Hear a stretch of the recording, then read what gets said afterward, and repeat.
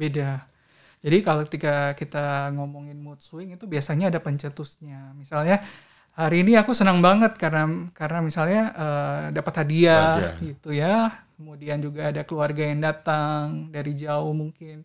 Itu wajar aja. Atau mungkin kita lagi kesel nih, misalnya perempuan gitu mau menstruasi, tiba-tiba moodnya jadi uring-uringan gitu ya. Itu adalah mood yang swing yang biasa, Pak. Okay. Tapi ketika kita ngomongin bipolar, memang dia sangat dalam, Pak. Jadi sangat mengganggu aktivitas harian dia, kemudian pekerjaan, ataupun memang orang sekitarnya juga ikut terganggu dengan kondisinya dia.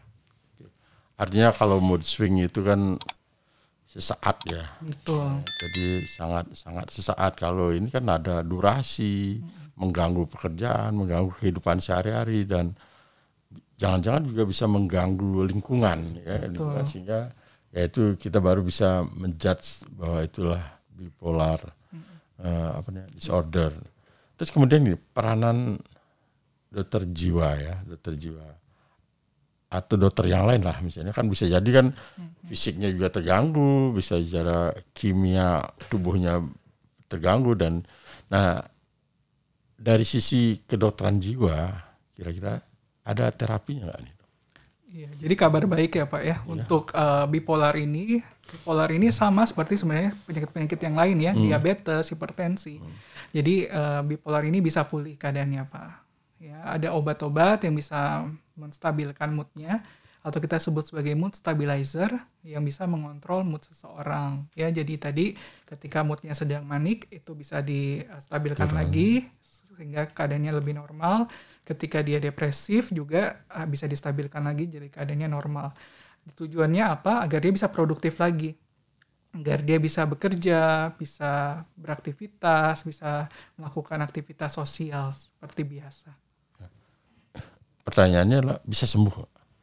Jadi untuk bipolar ini bisa dipulihkan Pak, gitu ya, bisa dipulihkan kondisinya itu. Jadi memang butuh waktu, butuh konsistensi juga, sama butuh dukungan Pak.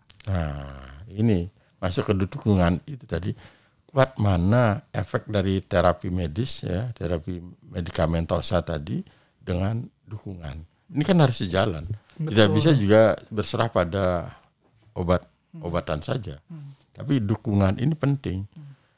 Kalau obat-obatan, saya pikir kalau pendapat saya ya, sementara, temporary, atau memang sudah sekali kita didiagnosis bipolar disorder, kemudian diterapi oleh dokter spesialis jiwa, di sepanjang hidup kita minum obat itu. Kalau putus obat nanti akan kambuh lagi, atau minum obat didampingi dengan pola asuh yang bagus, bisa jadi obat akan turun, ini akan menjadi normal. Gimana dok? Iya, jadi benar sekali Pak. Jadi memang butuh banget yang namanya dukungan ya, dukungan dari orang sekitar, terutama keluarga ataupun teman. Jadi jangan menjudge orang dengan bipolar, karena ketika dijudge dia makin nggak percaya diri gitu ya. Kemudian juga gejala-gejalanya jadi bisa timbul lebih banyak lagi Pak. Jadi memang dukungan dan juga pengobatan, karena kita tahu ketika kita bicara tentang bipolar kan yang terganggu juga neurotransmitter di otaknya. Jadi gimana cara menstabilkan hal itu, kemudian juga menjaga psikososial kondisi yang lebih bisa menerima, kemudian menerima kondisi dia sebagai orang dengan bipolar, kemudian mendukung.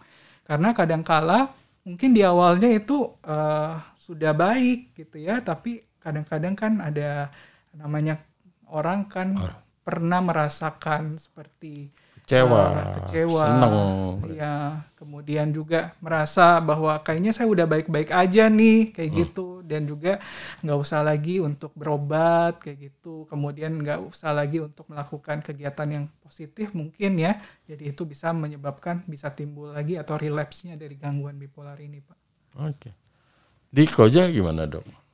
Bisa menangani? Bisa. Dokter, kita punya 3 dokter spesialis jiwa, semua bisa konsultasi, kemudian mengobati ini, bisa ya? Bisa Pak. Jadi memang di Koja sendiri udah komprehensif ya Pak ya, untuk pengobatannya, kemudian juga psikoterapi. Jadi kan di selama proses terapi ini nggak hanya obat ya seperti yang Pak Banjar katakan ya, tapi juga seperti dukungan ya, gimana caranya mencari solusi untuk setiap problem-problem yang dia hadapi gitu ya, untuk memperkuat tadi mentalnya dia. Saya lebih condong ke keluarga, Dok.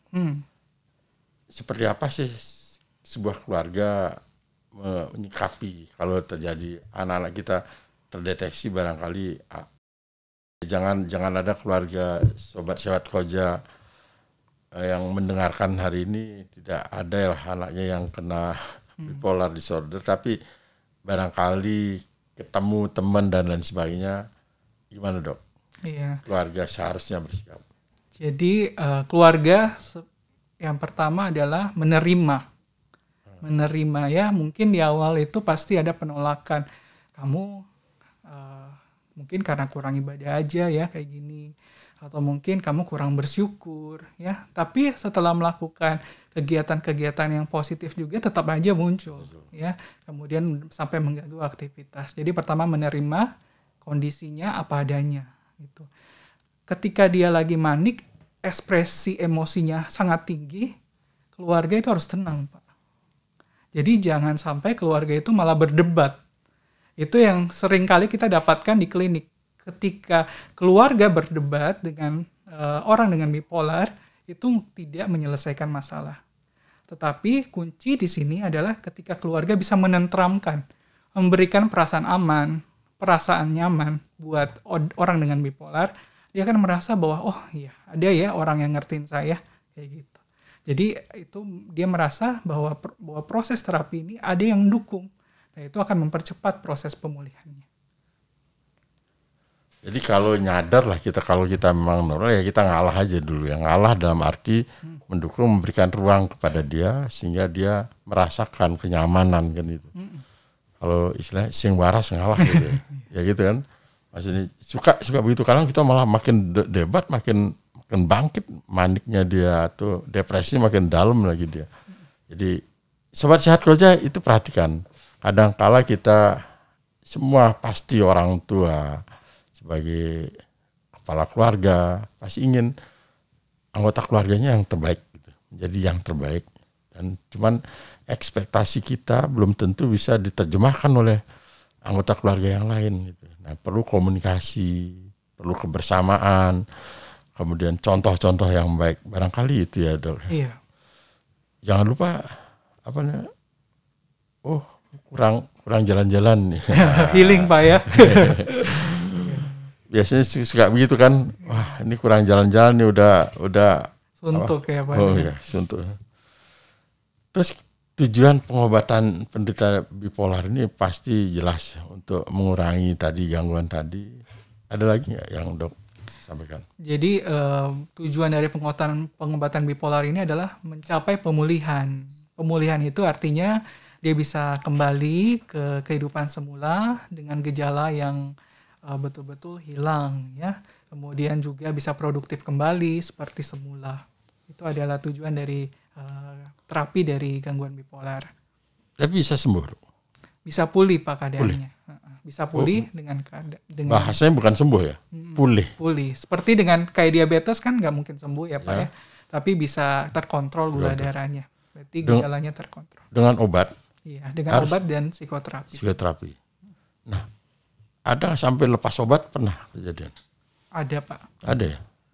Sobat Sehat Koja, jangan takut, tapi hadapi semua dengan bersyukur. Kemudian gini ya, kata-kata tadi, kamu kurang sembahyang kali, itu juga kata-kata kadang menjudge itu. Iya. Ya, nggak tahu lah kan kehidupan spiritualnya dia sendiri, tapi kita bilang kamu kurang bersyukur kali, perasaan saya udah bersyukur banget, tapi kayak gini juga terjadi. Iya. Jadi barangkali kata-kata yang seperti itu ya kurangi juga, hindari menjudge kan. Padahal kita udah setiap hari sholat, setiap hari sembahyang di gereja, di pura dan lain-lain. Kita nggak tahu kan, nggak lapor ke kita kan. Jadi sehingga malah jadi menambah beban mereka ya. Tadi sembuh sudah terkendali ya. sekarang gini, untuk diri sendiri, bagaimana tips untuk orang atau diri kita yang merasa bipolar, misalnya, kapan kita udah mulai nyadar itu, kapan nih, kan bisa jadi kita lepas kontrol, nggak tidur ke sana sini, semua kegiatan sudah sampai mengganggu kehidupan kita, diri kita, orang lain dan sebagainya. Berarti kapan itu saatnya, Dok? Iya, jadi mungkin awalnya kita mulai sadar ketika kita mungkin mengalami mood swing tadi, Pak. Mengalami mood swing tapi yang tipenya tanpa penyebab. Ya, tiba-tiba aja sedih, tiba-tiba aja senang berlebih, tapi nggak ada sebabnya. Itu mungkin kita bisa aware. Kemudian juga perilaku kita yang tiba-tiba sangat agresif, ya, sangat impulsif, kayak tadi belanja online tidak terkendali, gitu ya. Kemudian juga kadang-kadang yang kita dapatkan di klinik juga kayak trek-trekan, gitu ya.